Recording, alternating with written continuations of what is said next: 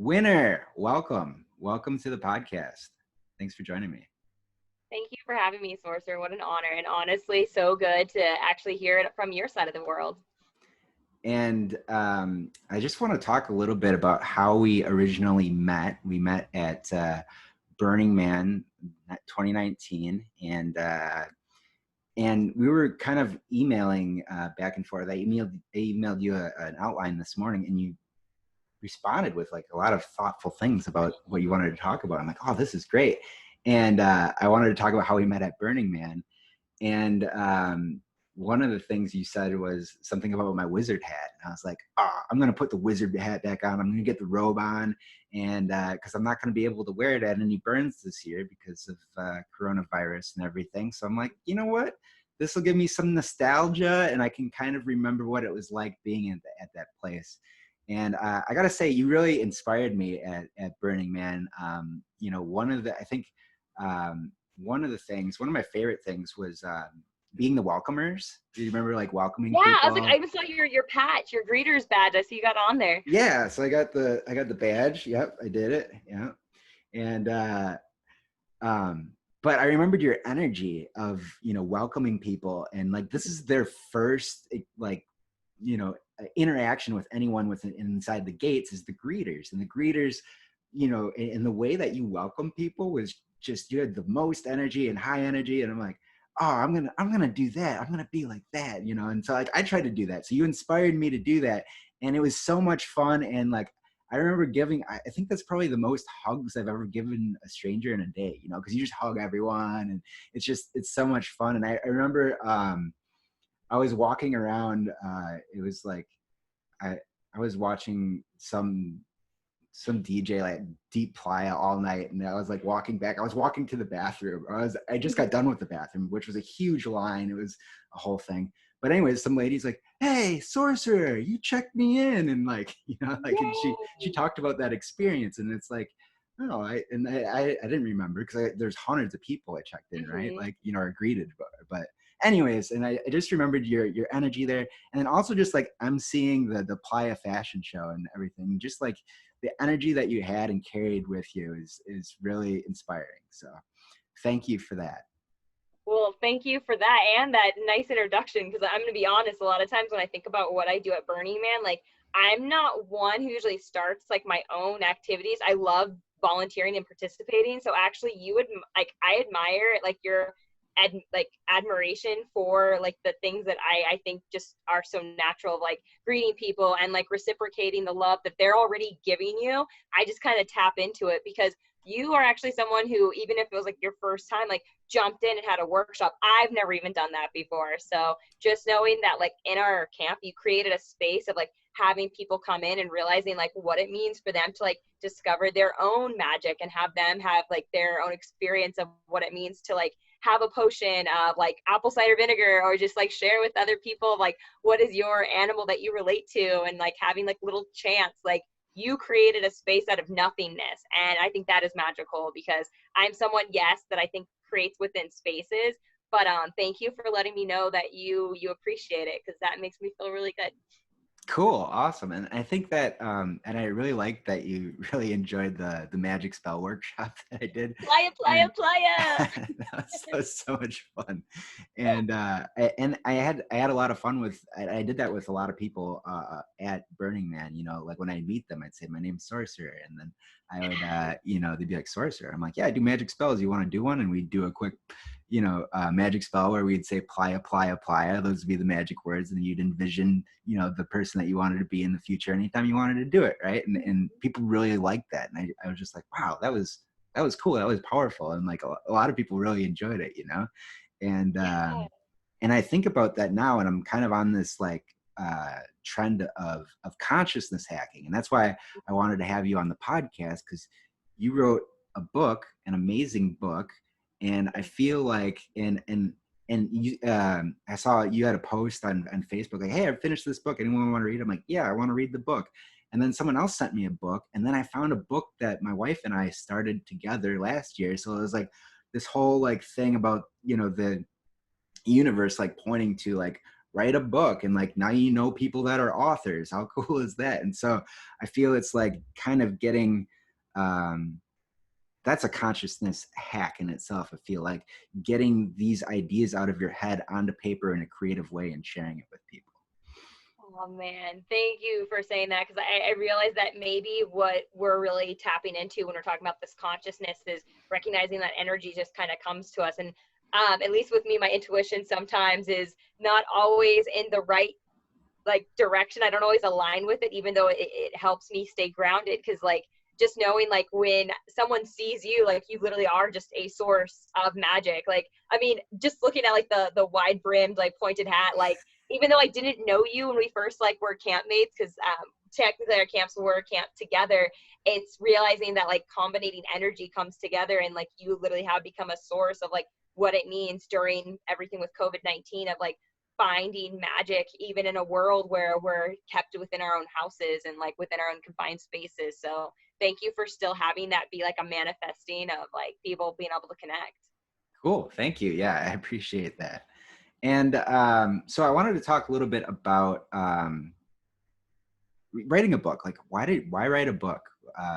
You know, it's something that I find doing it. And there's a quote, Kurt Vonnegut says that writing is like, or when I'm writing, I feel like a man with no arms or legs with a crayon in his mouth.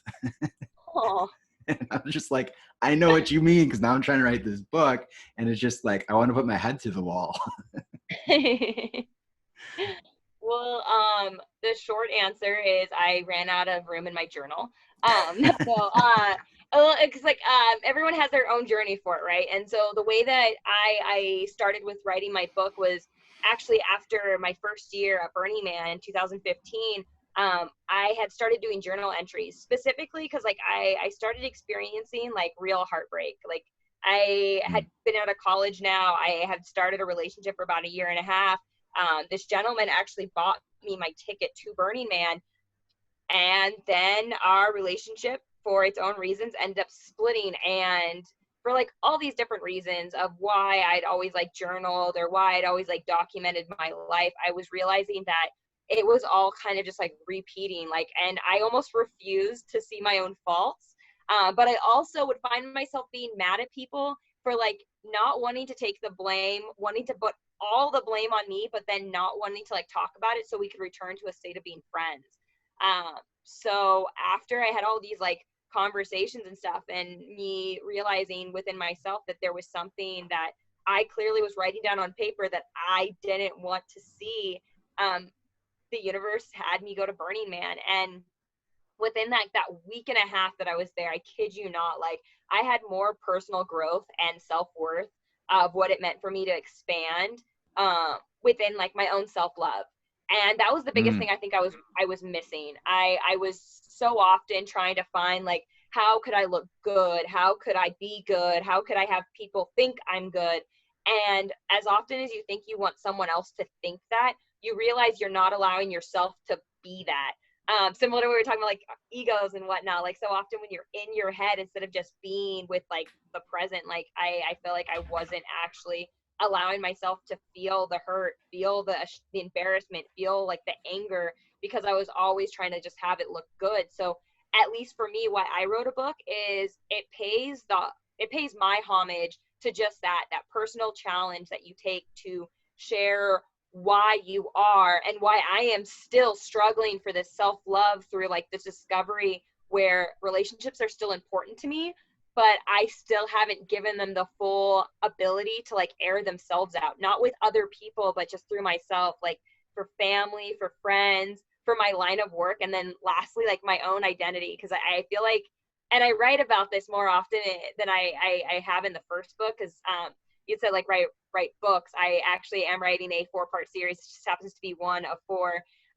But the idea behind identity, like what I hope to gain out of this full series is to have people realize that everyone in your life, even if you want to write them off for forever or they have already passed on and gone to another realm, these little echoes that I have in this book are something that people have been letting me know that they relate to, because even though I'm a different person and I have different relationships, like these different shapes of the conversations happen in everyone's stages. So I wrote this book specifically because I want to complete my chapters, not just in the book, but through Sonder Light, and what it means to go through completing with your family, your friends, what you want to do as your purpose of line of work in this universe, and then also finding your own identity. And a lot of that I call as self-discover me moments.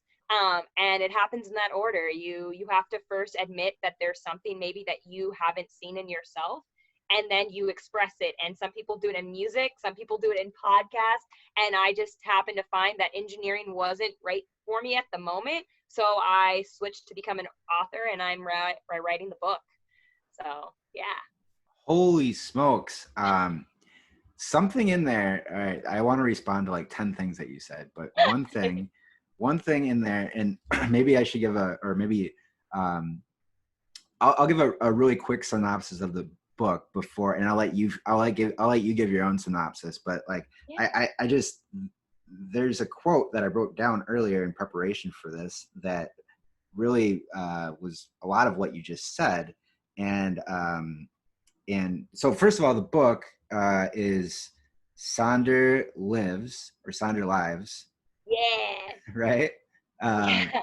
Words are so funny in the English language. And I love how you play with language in this book. That's one of the really cool things. Your mastery over language is amazing. Like, it's incredible. I feel like that guy with the crayon in his mouth, no arms, no legs. Like, I can't find the words, you know what I mean? But like, yours, the way that you play with language in this book is really cool. And all right, so here's the quote. And just I guess the quick synopsis is, Sonder is a Martian or Marsian that is amnesic. She's kind of coming to and like putting together her past life, and that's what kind of the book is her memories and things like that. And so this is the quote that I really thought about while you were talking. Everything that is part of this universal cycle burns it brightly and unapologetically. From degeneration to regeneration, the flowing cycle continuously repeats, altering minute and minute bits and versions of history to make it unique for all versions of experience. And that's kind of like what you were saying right there. And then the key to discovering Lave is to find happiness within yourself. Yes. And yeah, that like when you were saying all that, I'm like, that really popped out, that thing that I just wrote down. And I wrote down just a couple of quotes, but that was one of them, right? So yeah. Anyway, actually, so to follow up with that one, I believe Cassiopeia then asked after that, like, how can you find happiness within others if you can't find it within yourself? Right. And so it's Cassiopeia, not Cassiopeia. Yeah, well, again, and that it's funny because sometimes when I shorten her name to just Cassie, people will call it Casey, and it's I'm gonna be honest, the first time I had seen it spelled, I spelled it Cassiopeia. It's based on a star constellation that I've always seen my entire life. The W. Because I'm in the northern hemisphere, huh? The W. Yeah, yes. And she's got such a brilliant story, and I'm just like, why would anyone have a star constellation that is supposed to always be punished? I'm like, there has to be other side of her story. And so in this, people really wanted to think about it for a lot of Cassiopeia, or how did you say it? Cassiopeia? Cassiopeia. That's the way I've always said it. So at least for the idea behind this mother who literally is willing to sacrifice her own children. I mean, technically people could have seen it that way too in this book, although I have a clan that has nothing but Lave, and I'm just trying to share the story from her daughter's point of view, I guess you could say it. Because I feel like my mom relates with her a lot, at least within my family. So yeah, I thought it was fitting. Cool. And then so you also mentioned that you were an engineer, and then you kind of completely changed your path and decided to become an author. How did that come about? Glad you asked. So coming back from what had me even start writing this book, I had realized how many times I'd been in and out of relationships. And there was one relationship between the one in 2015 and me meeting Daniel when I moved out here in New York, or not moved out here in New York City. When I moved to New York City, I now live in Minnesota, where for the last like 5 years when I was an engineer, I had heavily put on myself this like 12-year-old's determination that when my parents got a divorce, I would never be put in a situation where I relied on someone else to take care of me. Because I saw what happened to my mom, like in the eyes of a 12-year-old, to go from like a household with like a dad who was a plastic surgeon, a mom who was stay at home, did like all the PTA stuff for like schools, and then got divorced. Like my 3 older sisters left with my dad, like 2 of them still don't even talk to my mom today.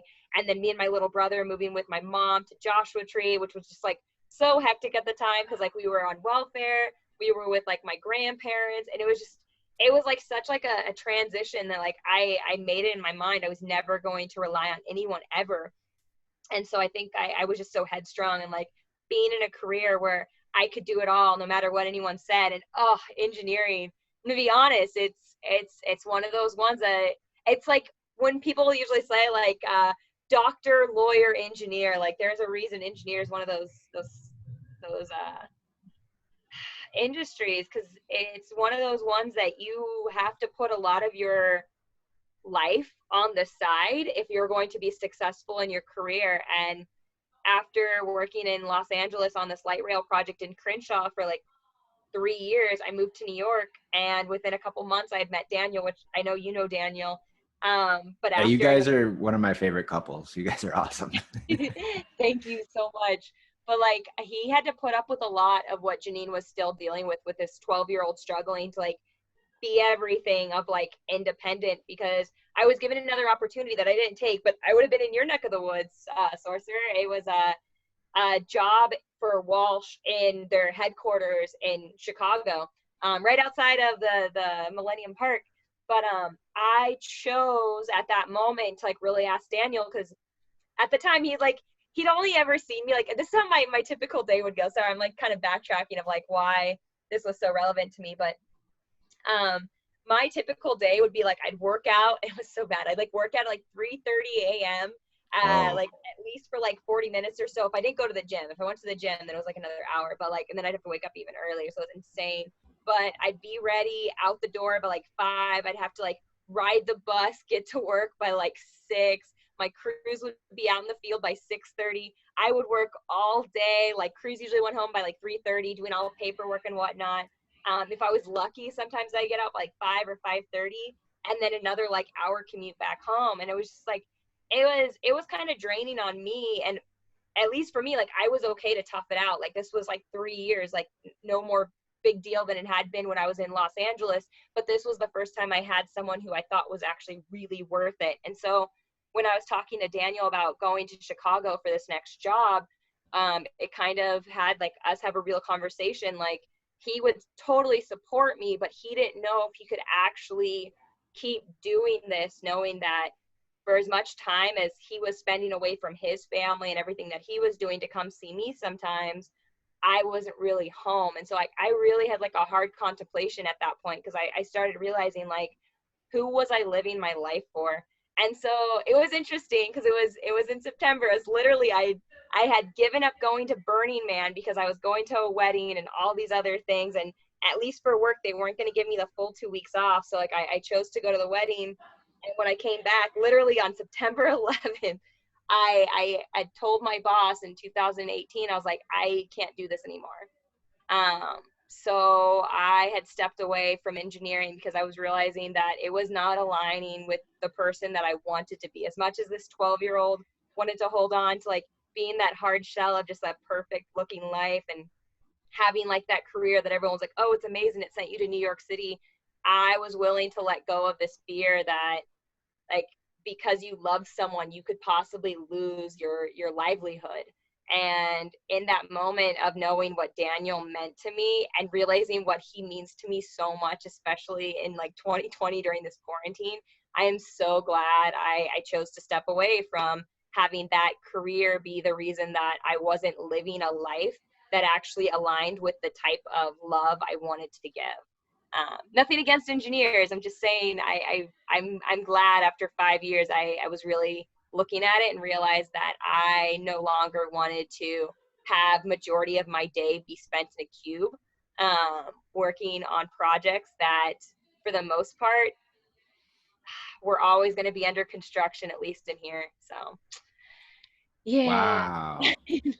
Wow, I love that story. And, I kind of had a similar thing. Yeah. I quit my job back in 2017, and it was like sort of on a whim. It was just like, I was just kind of butting heads with my boss, and I was like, and, and it's just, it just didn't feel right, and it was just, Yeah. so I was just like, you know what, I don't think this is really working for either of us, and so I left. And then since then I worked on like a political campaign. I started my own startup, which wound up taking me to become the podcast host of CypherCon, and took me to Burning Man, and took me to meet you. So like, it's really interesting to see where like these places take us if you jump out and make that jump, And so I've been like creatively employed for like the last 3 years, and it's been a journey. It's been a rush. So why write a sci-fi novel? Have you always been into sci-fi? I think I see a TARDIS behind you. Is that right? Actually, this is all Daniel. Daniel is my doctor. I joke around that I am the TARDIS, though, because I feel like I can make any space feel a lot bigger on the inside. Anyway, but I love creating spaces, and I think that's what had him find me. But no, it's interesting because at least for me, like my biggest pull towards like wanting to write specifically science fiction comes from like me really looking at what speculative fiction was. My biggest like homage, I guess, I would pay to writing this book was like a mix between like the reality that I wanted the world to be when like I think my first, actually it's still funny because it's the first science fiction movie I'd ever like seen, and it's still my number one. If anyone ever like, yeah, Fifth Element. I Is love my that movie. yeah. Oh my gosh. And it's heartbreaking sometimes because I really do think that like, at least for like the Fifth Element, I feel like that is one of the reasons that it's so big for these extraterrestrials trying to come to Earth and teach these humans love. And it's interesting because at least within that realm, the other thing that I really love about not necessarily science fiction was like the idea of like implementing different like tactics and stuff was Brave New World. So at least from a movie's standpoint of like science fiction, I always see like Fifth Element. And then from like a writer's point of view, I look at Aldous Huxley with Brave New World. So yeah, it wasn't always science fiction in my mind. Again, like a lot of these, and if you read some of the excerpts, they are specifically from like my trips to like Zion or like conversations I've had with my brother.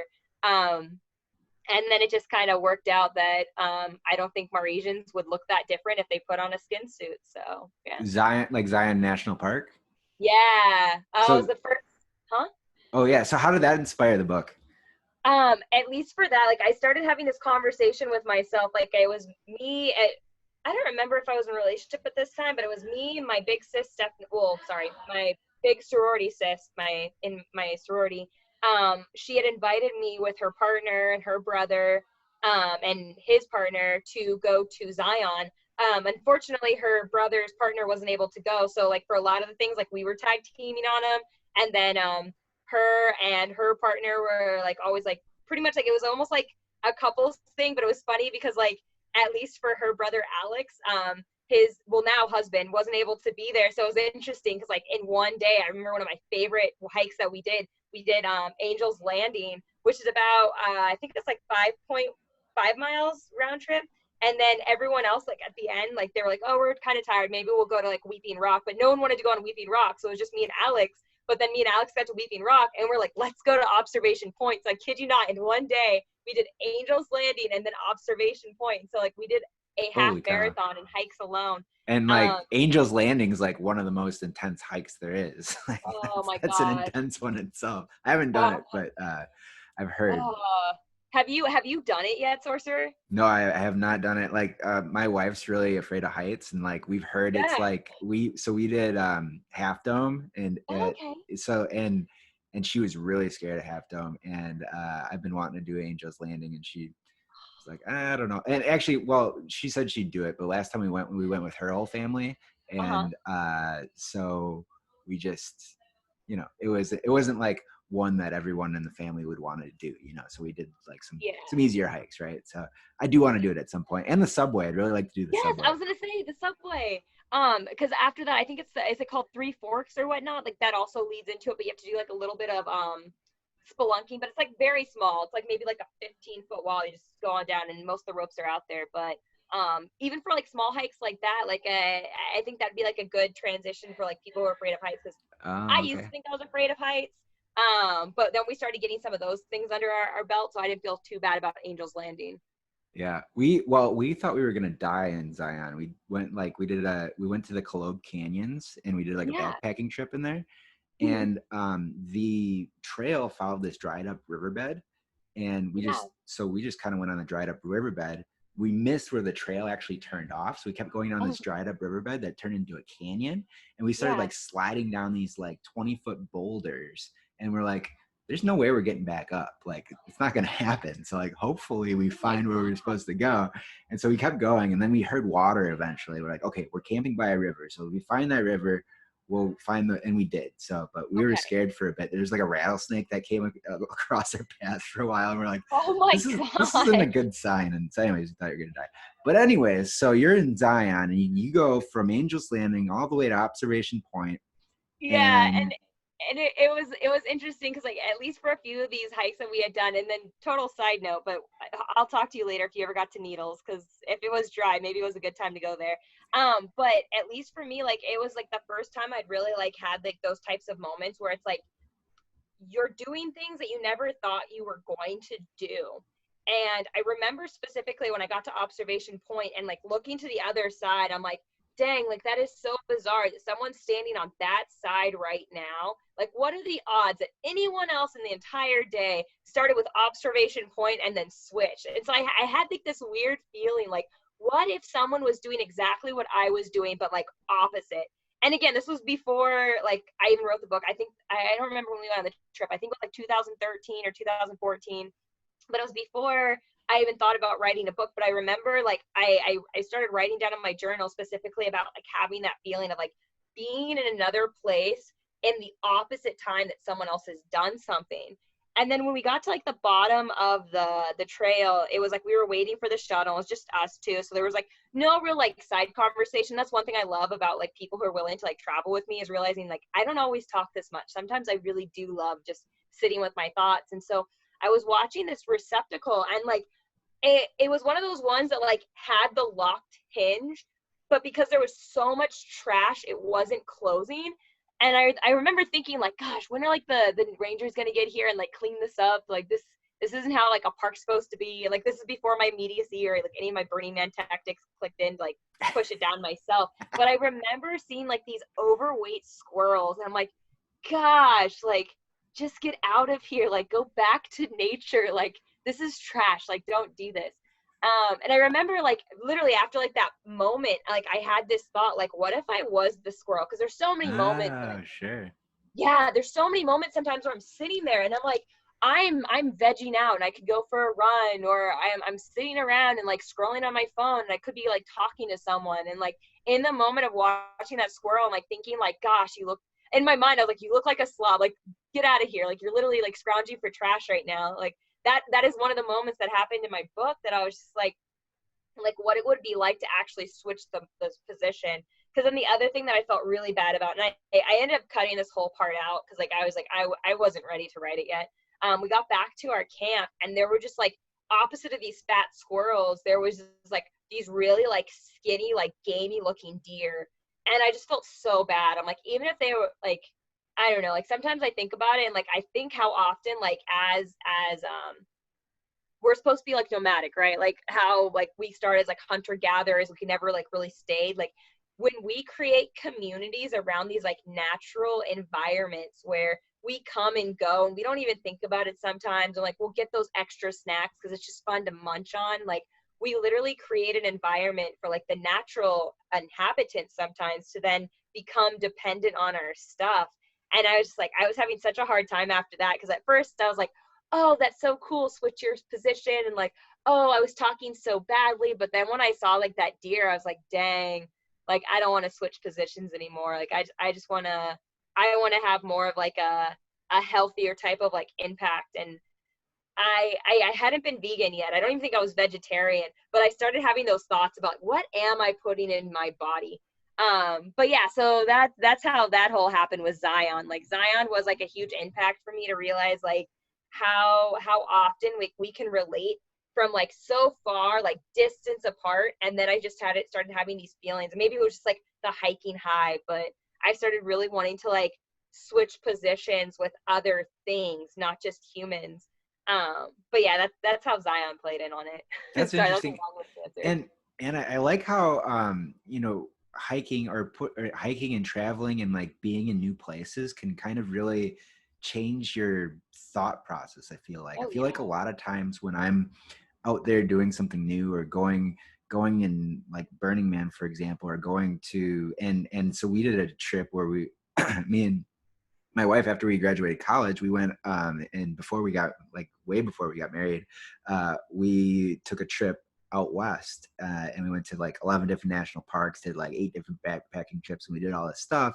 And that's when we went to the Cologne Canyons and almost felt like we were gonna die and all this. And but there's I was amazed at how much there was in the United States, and it really gets you thinking differently about things. And I feel like everyone should do that. Everyone should go travel, or even traveling, especially like in other cultures too. Like we've lived in Honduras for a year, and doing that, like, in going to a place where you don't speak the language and you're kind of the outsider, and like trying to figure out, and like I'd always try to talk with my neighbors and stuff, and they would laugh at me because I was a silly gringo and all this kind of stuff. But it was, you know, and I think doing that gives you more perspective and gives you a way to, like you said, um, observe that other person and think about, did they do what we did in a different point? Or, you know, like, or just, you know, I think just empathizing with people and looking at things from a different perspective.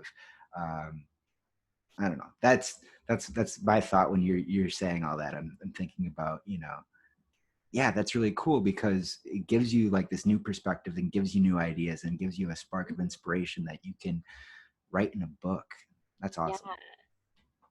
Well, thank you. And thank you for sharing that. Because, yeah, it is kind of a profound thing when you're actually able to empathize with something when you seriously have never actually experienced it. Like in that case, it would just be like, oh, I sympathize. But no, like I really do think as humans, we have the ability to empathize without actually experiencing it, which is just, again, that consciousness or that connection that we all already have. It's just we don't exercise it. And like these conversations, we don't usually have these conversations to realize how often this does happen.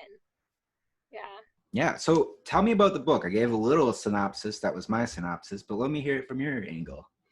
Okay, so at least for me, it takes place following the new spacer recruits that have just come into the spacer program.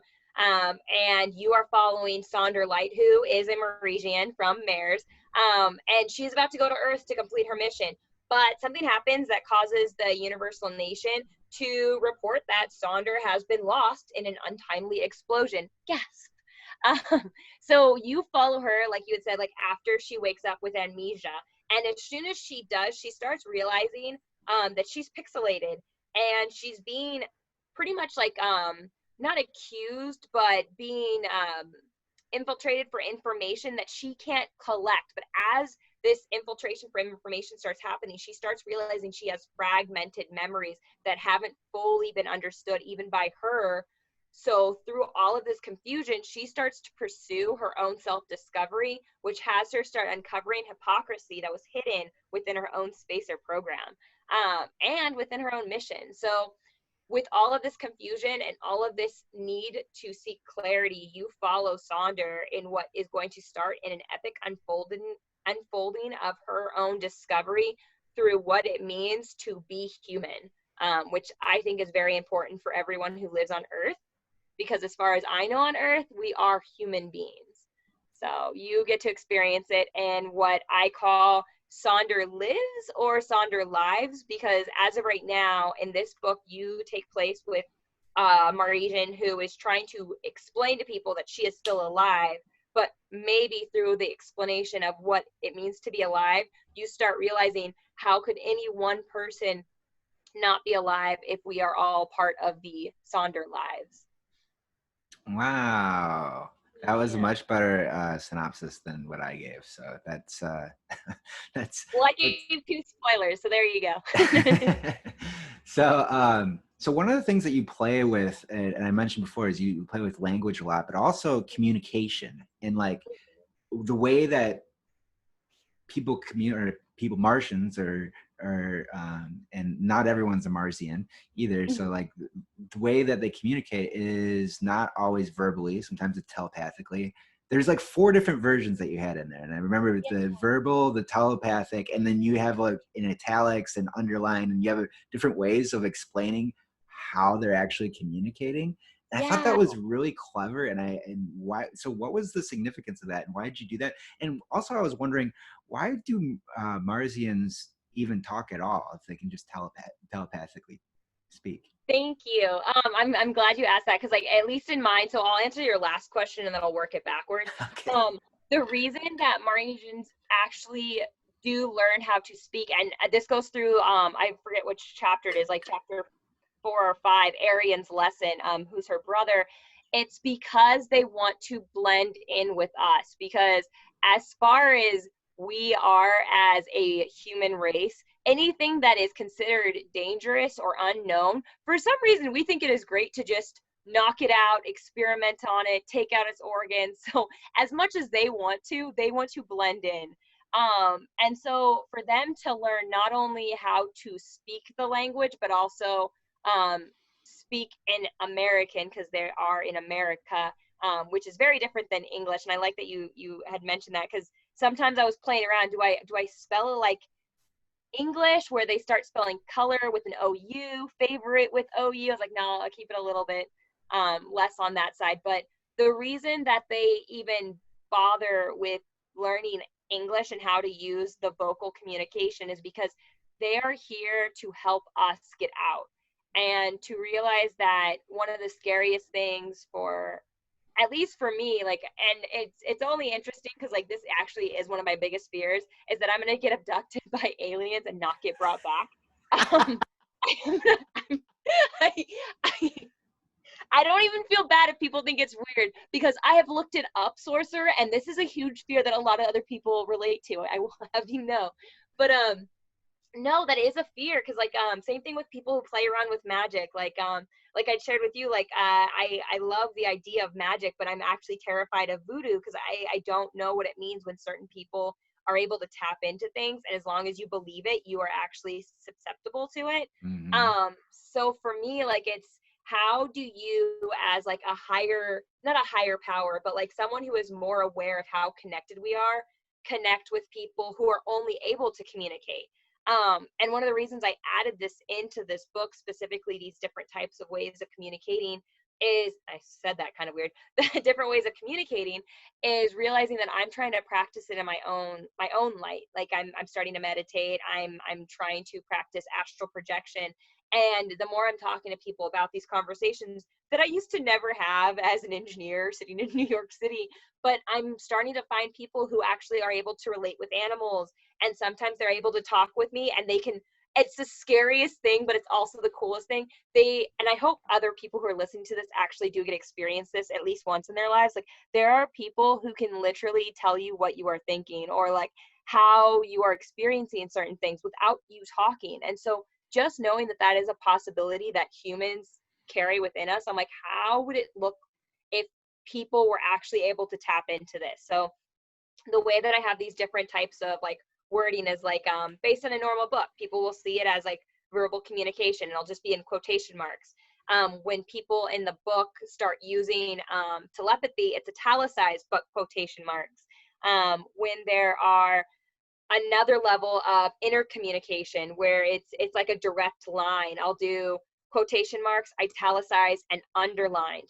And then there's this fourth kind, which I don't explain too much in this book yet, but I have it starting to be like recognized, is there's a fourth part, which is the inner intelligence. And it's when you're able to communicate with your own conversations as it's a separate entity. So that is like quotations, italicized, underlined, and bold, because as the books continue on, you'll see how this starts happening more and more frequently. But so often we are almost trained to like have conversations, but then as soon as you like go in your head and you start thinking these thoughts seem like they are you. And one thing that I'm so aware of now in meditation is realizing that our thoughts are not us. That is like the ego, that is our conversation. A lot of times it doesn't always tell us the best things either. A lot of times it goes into that fear chamber and just like tries to throw it all out. But the reason I have these different types of communications is like I want to start expressing myself in a way that people who are able to tap into these different types of communications understand that I I have awareness of it and I'm learning. I just don't understand how to do it just yet.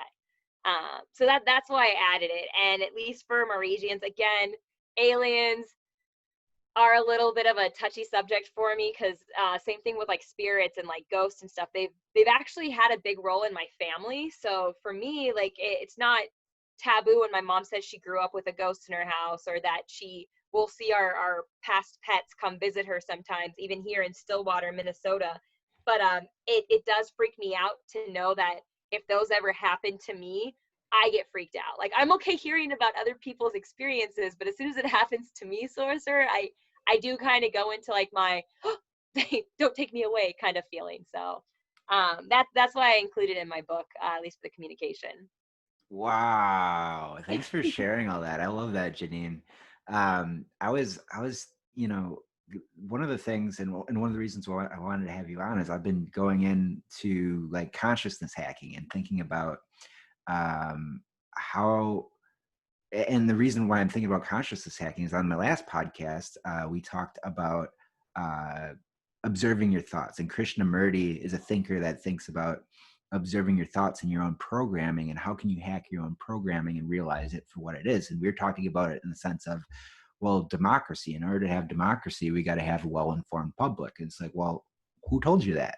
Like, why do you have to have that? It's like, well, I learned it in school. I learned this. I learned so you can trace it back to all these things that you learned externally, but like, do they really mean anything? And they're just like these constructs and these programs, and you can, and it's difficult to do, but you can, like through meditation, through thoughtful observation, you can look at your thoughts and look at your programming and figure out, well, and you don't even have to do anything with it. And that's what Krishnamurti, and that's the kind of the thing with Krishnamurti that I don't get, because he's just like talking about, he's got a book called Freeing Yourself from the Known. And so that's on my reading list. And it's like that concept of there's this freedom when you're not attached to your thoughts and your knowledge and the way that the world works. You're a blank slate and you're wide open. And so I feel like there's these different ways that you can do that. And you're talking about, playing around with astral projection. And I was telling you about, before we started, my sister's doing this shamanic journeying where she's going into these worlds that I think I'm going to have her on the podcast and talk about this too. You can do that through drumming and putting yourself in a state. And we're living on like this very I don't know, basic level, and there's so much under the iceberg, I feel like, of consciousness. And so anyway, I love that you brought that up, and I love that you put all of this into your book, because you're exploring it, I'm exploring it as well. I don't know much of anything. That's one thing I know, is I don't know anything. And I think it's something that Socrates famously said. And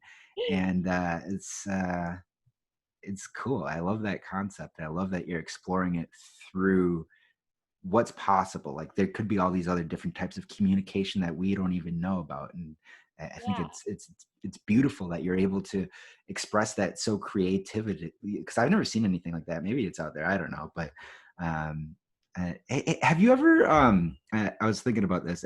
Actually, I'll let you respond if you want to respond first. Okay.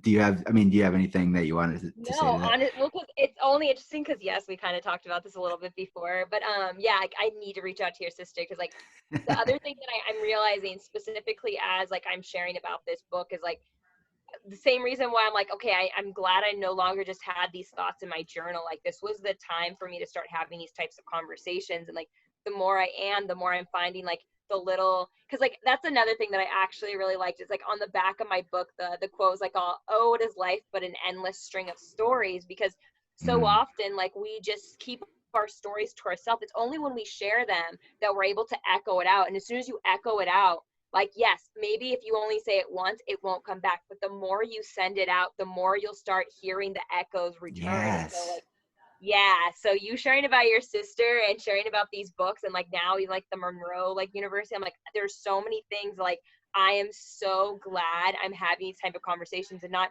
just keeping it inside anymore. Like it is a really great thing to discover what humans are capable of when they actually do open up and start sharing to other universes. So no, I'm good because I already know where I have to go and now I know there's going to be a podcast. So Cool. Yeah, it'll be whenever. Now she's doing some trail work in California, so she's gone. She's off the grid for like a few months, so I probably won't oh get to it really? for a while. Yeah. But it's the Monroe Institute, and I'll put that in the show Oh, notes too. institute. And this was a thing that I have discovered about astral projection. Like, and actually, I had a guy on the podcast who mentioned shoot. So I had Richard Thieme on the podcast who actually did a lot of research on aliens and stuff like that. Mm-hmm. And he wrote like one of the most scholarly books on aliens that are all about like Project Blue Book and the government's um, uh, their strategy to subvert like the the fact that like all of these like all these pilots in World War II all saw these crazy things, and they said, no, we're not going to share that with the public, and we're not going to share anything that's about UFOs with the public at all. Yeah. And so he wrote like this whole thing on like a book. A lot of it was on that, and a lot of it was on just UFOs in general. And he mentioned this guy, and I can't remember his name, but I looked him up, and he was one of the leaders in the Monroe Institute, and also used remote viewing in the military. And Oh. yeah, it's crazy. And I can't remember the guy's name, but I'll find it and send it to you. I'll put it in the show notes too, so you guys can find it too. But Monroe Institute is all about using like these different tones in your ears and your headphones that will get you to leave your body and be able to remote view.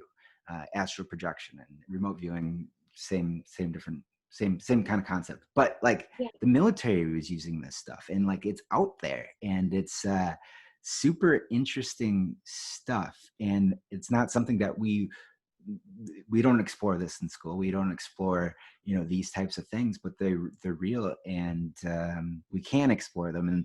And I'm starting to be like, maybe I should go down these paths a little more because they're super interesting. Yeah. And so I'm so glad you brought all that up. So that's awesome. Hey, have you ever read the book Stranger in a Strange Land? There it is. No. It's a book about a Martian that comes to Earth to well wound up at Earth, and like all these Earthlings are Okay. like, there's a Martian here, and like anyways, the protagonist like winds up like saving this Martian. They become water brothers. There's like this whole thing about water sharing and stuff. It's really interesting. Oh. You should check it out. It's by Robert Heinlein, and it's a fantastic book about, and it's a good one to stranger Stranger in in a a Stranger in a Strange Land. okay. And I thought about it when I started reading your book, because it's similar in that concept where it's a good way to do a satire, taking an alien, looking at the human life. And it's like you looking at the squirrel and being like, oh, squirrel, don't do that. Please don't eat that Yeah. trash. Don't eat that trash. And no, I love that. I love that concept. Cool. So do you have any I invited you to share any of your favorite passages from the book. If you want to, do you have any that you want to share with us? Okay, so I did have a few, but the one that stuck out the most specifically, because like, again, me paying homage to like the relationships that I've gone through and realizing what it means to let go. Actually, I did a podcast with this woman in Korea, Kate Emerald. She's amazing. And she was teaching me about uncoupling couples, and like it's the idea that when you come into like any type of relationships, and it doesn't have to just be like loving ones, but specifically this one was about marriage coupling. When you love someone but you no longer want to be with them, there's the idea that you love them so much that you want them to be happy going elsewhere. And granted, I didn't know it was called coupling and coupling until like I think it was like last week when I was on her podcast. But the passage that has been sticking out to me recently, specifically with like everything going on with like people feeling a certain way or being upset that other people are doing things in life. The one that sticks out to me is one that Lady Andromeda actually said to Sir Reginald. And so it goes, I mark you free from ever being deterred by another, by bestowing on to you an expression of unconditional bliss. To live is to live is to flow is to give is to grow. In all of our moments, this we must know, abracadabra. And the reason I like that one so much in my book, and I know other people will tell me like other ones that are very profound, like in at least like topical nature, like the reason I choose this one is it really for me was one of those expressions that when I was saying it, I'm saying it to like everyone I've ever been in a relationship with. Because for people who haven't read the book yet, the story of Lady Andromeda and Sir Reginald they are two shooting stars that literally are about to collide. But in that moment, it actually means that they'd be connected. But in my mind, I also have to think like, okay, even if you're connected, you're giant balls of fire flying through space. So you're going to collide and explode, which is also symbolic of Sonder. Anyway, and in this moment, as they're coming close, she actually says this because she realizes that if she were to collide with Sir Reginald, he would not continue forward. And for people who don't read it just yet, Reginald is actually being watched by the entire universe. And even though the entire universe is watching Reginald, he just wants to be with her. And she doesn't want to be the reason that he gets deterred by having his life be the legendary thing that it must become. And so she wants to leave him with unconditional bliss, because one thing that I have experienced with so many of my relationships is I would not be the person I am for Daniel Yanis Ford if it was not for all of those heartbreaks that I used to like hate myself for, or be so upset that they're no longer friendships, or be bitter towards the way that they ended, because everything has to happen the way it does. And the biggest thing that I realize about energy is it's not supposed to be stored, and it's not supposed to be contained. And so often I feel like people get in relationships where they feel like I have to stay with this person because I've spent so much time, or so many people are counting on me. But if you ever live your life for other people, knowing that you are actually sacrificing your own happiness, you aren't doing the justice that you want. Because what I'm finding now is like, what if you could find someone, and granted, this isn't speaking to anyone about saying, oh, you need to end your relationship. It's realizing like, what if you could find someone, and Sorcerer, like I give mad props to your relationship too. Cause like for someone to be able to go to Burning Man with a partner and then be like, okay with it, like so much trust, so much unconditional love that you and your wife share. Cause like, that's how me and Daniel are. Cause like there were moments when I almost didn't go to Peru. I almost didn't go to California. I almost didn't go to Burning Man that next year. But like, it's realizing that if you're able to go on a path and you're so aligned with what your purpose is in this universe, I almost guarantee, at least in my mind and what I've experienced, is the universe will align you with someone who goes in the same path with you without you having to sacrifice anything. It actually makes you two a lot stronger to be able to go with your own love and find your flow and keep giving it, knowing that the more you give, the more you grow. And in those moments, we must all know that magic is all around us, and we should never have to feel like you have to give up anything in order to be with someone else. So if you can find your happiness to have those other people that you feel like you have to like sacrifice your life for, if you can find it in your heart to allow them to live whatever life it is by blessing them, unconditional happiness, even though you might not be the one that gives them that happiness, I promise you this universe has energy out there that will be aligned with you like tenfold. But yeah, that is one of my favorite quotes, because like I even end it with abracadabra, because I'm like, I speak it, that is what it is. I So love yeah, that. that is my favorite passage. I love that. And I love, I heard it recently said as, you know, it's the difference between a codependent relationship and a co-committed relationship. Yes. Where like the codependent is like, you're kind of tit for tat. Like you're watching like I had to watch the kids today. So I'm going to go hang out with my buddies and go golfing all weekend. And, you know, there's like this exchange, like I'm giving this thing up. So now I get to do this thing. Versus like in the co-committed one where it's like you're living for each other's happiness, for your own happiness, but also for each other's happiness. And so I love that. That's fantastic. And I did want to talk a little bit about, like, there was a passage that I found that I think is, you know, I've been doing these podcasts like during COVID and like every week the news is crazy different. And so it's like, so today is like June 2nd. And so we're in COVID and, you know, George Floyd was murdered last week. And, you know, all of the major cities in the United States are uprising, right? And it's just like people want justice. And I remember reading this passage and I was thinking about, and I asked you if you wanted to talk about this in the light of what's going on. And so I'll and you said that you would want to talk about it. And so the passage is, how can you justify if life on one side thinks that they're the only way when the other side is thinking the same? Justice is not the solution. Mercy is. And I was just like, wow. Wow. And I think, and you talk about that also within, I think after that passage, you talk about the war within worlds and the war within words. And that's just another. So can you just tell me a little bit about that kind of whole passage and that whole line of thinking, and then, and maybe thinking about like, and you're in Minnesota, right? You're in Stillwater, which Yeah. is super close to Minneapolis, right? And Yeah. so maybe reflect on, if you could reflect on, you know, this passage in what's happening right now.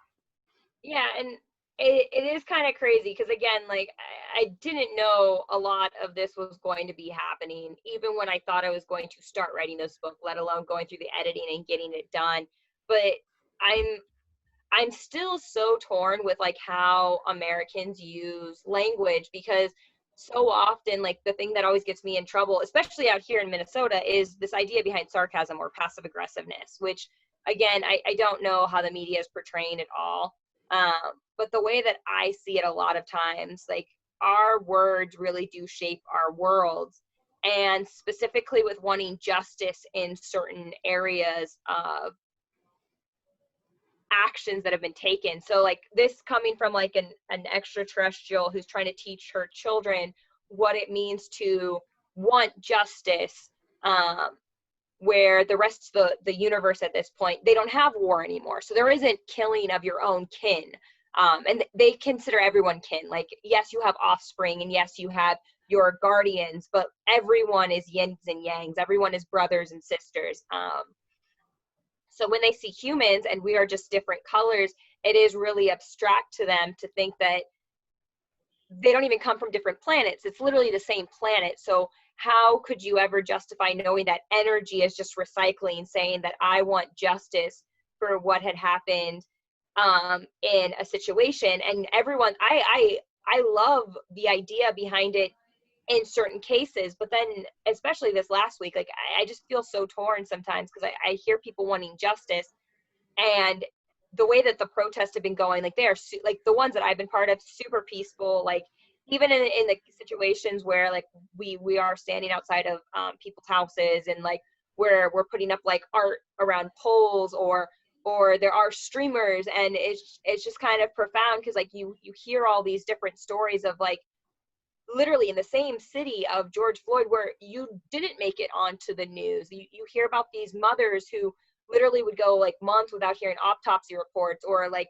being denied even knowing like where their loved ones are. And I hear the anger behind like the people who have lost loved ones, but then I'll see posters, or I'll see other posts about people saying kill, and I understand wanting people to have to go through like the justice system, and I understand people wanting them to be tried, and I do understand the idea of like the death sentence, but at the same time, like what I'm really recognizing is, as much, and that's why I love that passage, as much as we want it to be equal, what we really want, what I really believe humans want at the bottom of our hearts is fairness. And realizing that if anyone were to be killed because someone else got killed, and I'm not saying people who have been killed should not get justice to what is owed, I just don't see how people can possibly, who are upset, say that the only justice is to then kill other people, because all you're going to have is on the other side their mothers and their kids, and I know that not everyone sees people as equal, which is a whole taboo thing for me in general, because I don't understand. I came into this world with a black dad and a white mom. Like, I don't know, like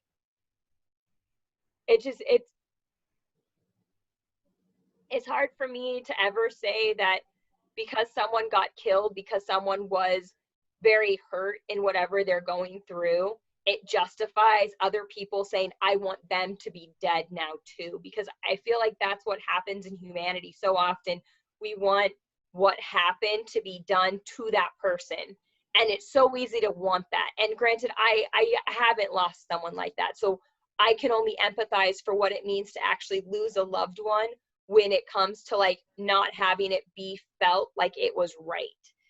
But if we can really come together and realize what humanity really wants is mercy, more than someone having to pay for the cost that they've already paid. Like, what if instead of wanting justice, we actually do find a way to have mercy on those people who did wrong, and have them come to the realization? Because the thing that I feel so strongly for, especially with like the idea, and I know not everyone agrees with it, but reincarnation, because one of the biggest things that I do agree with this idea of energy, and however consciousness gets connected between like our nerves and everything that is around us, is energy cannot be created nor destroyed. So when a literal life is destroyed in a way that is hateful, hindering, or harmful to their families, to their loved ones, to their lives, to their own livelihood, I feel like when it gets recycled, it holds on to that hate, hindrance, or harm. Yes. And it just comes back in that same order. So what if before we just decide to destroy something that literally has energy, what if we could find a way to have it become aware of why it feels a certain way? Because ending it isn't the solution. It's just going to come back. So what if, as humanity, we are able to discover what it means in reality to have us challenge why we feel justice means you have to end things. Justice isn't the end. Justice should be the beginning. And the beginning really starts with mercy. Yeah. So I don't know. I've been to a few of these protests now, and like I'm walking around these towns, and I am really like distraught, because like, granted, I've only been here since September of last year, but half of the places that are considered icons or like establishments for the people are burned down and destroyed. And like, I see the anger, but at the same time, like, I feel like where most of the hate is coming from that's destroying it isn't even from the city, isn't even from Minnesota. It's this idea that coming to someone else's place and causing more pain than what is actually even possible. It's almost like it wants to push it to a part where it's not even seeking justice. It's trying to, I don't even know what the word would be, sorcerer. Like I am kind of at a loss right now, but like it's just recognizing that if we are saying that we want justice and we are on a platform where people are coming together realizing how much pain it is, I don't know if the right thing to come right after that is to then want a broken system to be the reason it gets ended. Like the biggest thing that we need to discover is how can we have these types of reprimanding happen outside of the broken system? Because again, like from where I'm standing from and seeing some of these actions that authority are taking, I don't know if even if you put it in their hands, they would know what to do, because I don't think they know what anything looks like outside of their idea of justice. Yeah. Uh, And yeah.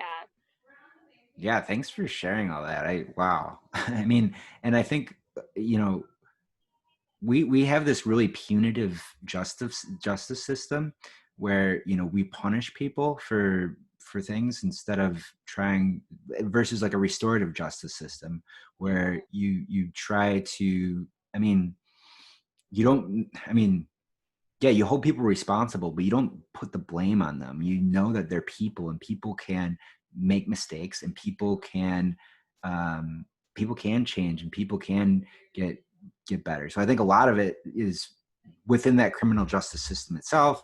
But then we also have this history. I mean, the United States has had just I mean, there's just a crazy long history of like all of this stuff that I mean, the racism has never gone away. And so if we don't acknowledge that, like we can't move past it. And these things keep happening over and over again. We're stuck on the same channel. So yeah, thanks. I mean, thank you so much for sharing all that. And I think that you have just a ton of insight on this stuff. And I think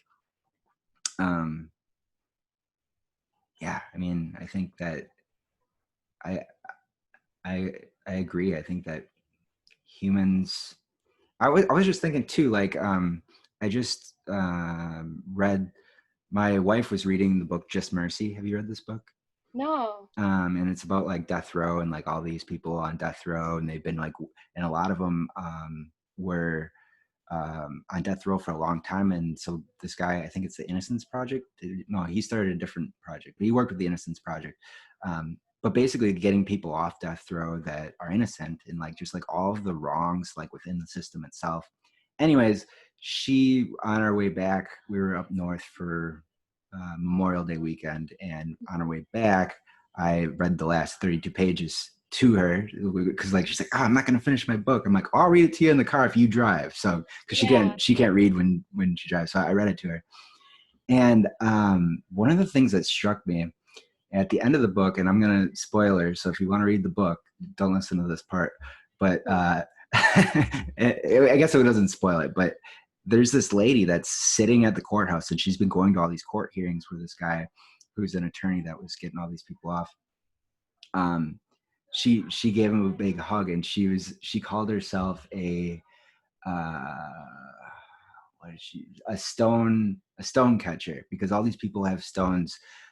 All these people that are fighting for justice have all these stones that are getting thrown at them, and she originally, I think her son was killed by somebody, and she didn't want the person that killed her son to get the death penalty. And so she went and consoled those families and caught those stones, and she caught these stones. And so she's like, it's hard being a stone catcher. And she hugged the attorney who's been catching these stones for like, this is his whole life project. Like he's been trying to get people, and he's dealt with just like crazy injustices. And like that kind of weight just weighs on you. Right. And so, I think about that, and she had the ability to forgive that person who killed her son, and like make that other family like try to console them. And I was just like, wow, what a superhuman, right? And I feel like we need more superhumans. And I think that concept of what you're talking about is us being superhuman. I like that. I like that term, superhuman. So, yeah, I mean, I think,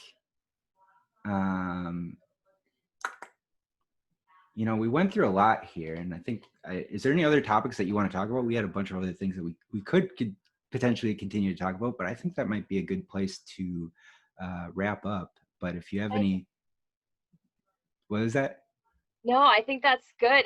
It's interesting though, because like I know, like you gave me like a bunch of like I'm gonna do this like as quick as I can, but I knew we were gonna have these types of organic like even our conversation before we even got on the podcast. Right. But no, it's interesting because at least for me, like sometimes when I think about like what it means to like have conversations with people, and I think this is a really good note to end on, like realizing like how often and I consider like an echo chamber, because what I'm hearing, even like after I said what I said, I'm like, did I say anything that I'm going to regret later? Because like right now, like I am realizing it's such a sensitive type of conversation. And I like that you and your wife are people who are reading other people's stories and reaching out and asking people other things.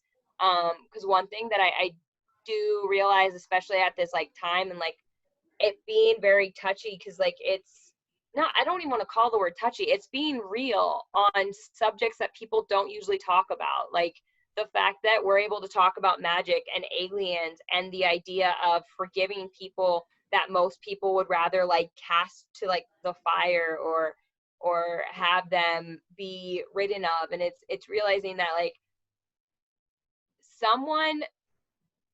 everyone who is on this planet started out as a child. This is, as far as I know, everyone started as a child. And as far as I know, children do not know hate. It is something that is taught. And more than that, what I'm discovering about people who look at one side or the next, like it's not an easy thing to ever admit that you're wrong. So imagine what it's like to know that you might be wrong when you were trying to do something that I'd like to say they were doing their job, but at the same time realizing that they did something wrong, which was against what their job is, and now knowing how many people are angry at them. Like, what are the odds they're going to turn around and say, whoa, I'm wrong, I'm so sorry. So it's realizing sometimes like how human we can be in moments where we know we are unjust, but then also realizing that this thing about racism and this thing about authority and this thing about what is considered safe, like it is a really profound time that we're in, specifically now during this 2020 of our history books, because I have no idea what history is going to look like. I have no idea what is going to be taken from this time, but one thing that I do know is these types of conversations need to be had, because what if we are able to become that generation that is able to figure out how to have people who are so angry by the oppression or so upset at the system or not realizing what it would be like for everyone to actually experience equality on a level that isn't just within the government system or the governing systems. Because even before this, like, and it's kind of crazy, before this whole last month, like my biggest worry was actually happening with like what was actually going on with Corona. Like the fact that like that's not even a thing right now during these protests kind of does blow my mind, because it realizes, at least in my mind, it has me realize that like there are bigger things than me not pretending, that sounds bad. There's bigger things than me protecting what I'm actually staying inside for. And at the same time, like also realizing that it's not just what I'm staying inside for, it's what I'm standing up to in these types of moments. Because like we were talking about even before we got on to this podcast right now, is recognizing that like how much involvement do we actually have, knowing that a lot of our ways of communication right now have been like I don't want to say cut, but have been like lessened because we're not going out as much as we do. And so like I appreciate you as someone in my life, because Sorcerer, like there are so many things that are happening right now, like at least within my own self-discovery journey, that I'm not experiencing right now, because as much as I can, I'm following the rules, but then realizing how many rules are set that are not having everyone having their voices being heard. Mm. So I appreciate people like you who, even in moments like this, like you're literally like the virtual foot soldiers, like you're out there, you're making these conversations happen. So yeah, this is a good stopping point. And then at least for people out there in the CypherCon community, who are thinking about writing your books and having book ideas, if there is one thing I can give you, write down all the ideas that come to you, especially the ones that come out of nowhere, because it's important, like Sorcerer had mentioned, to catch those things. Like I might not be the person who's catching rocks for people who are unjustified or on death row, but I am definitely someone who is realizing that these questions and curiosities that people are having during these times, like they're not actually being talked about as much. And as much as I can, I'm trying to be that voice, because I realize that some of these messages that I felt like came to me like these last 5 years, like they are something that are coming out of me more than anything. And when people are reaching out to you as whatever writer you're going to become for them, because you are going to have people who are going to read your book, you are going to have people who are coming to you later with their book ideas. Get your ideas out as fast as you can. Worry about grammar, worry about editing later, because the one thing that you can really do is write a rough construct of whatever your scenes or points of view look like in your book without having it be finished later. Editors will help you, I promise. You'll find those people, because again, you're manifesting what you want to create in this world. And if you, like me, I'm not a music writer. I'm not a podcaster. I'm not an engineer anymore. I'm an author. So what I can do in these types of moments is write.